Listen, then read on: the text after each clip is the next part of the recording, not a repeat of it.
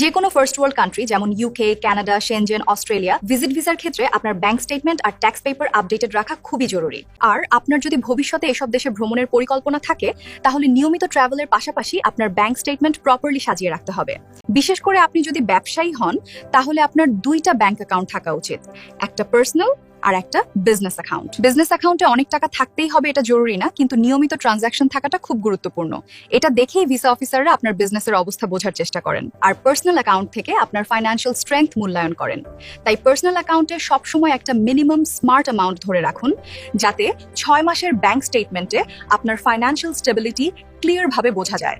USA, Australia, UK, Shenzhen সহ যে কোনো ফার্স্ট ওয়ার্ল্ড কান্ট্রির ভিজিট ভিসা সংক্রান্ত পরামর্শের জন্য কল করুন স্ক্রিনে দেওয়া নম্বরে, অথবা সরাসরি আমাদের অফিসে ভিজিট করুন।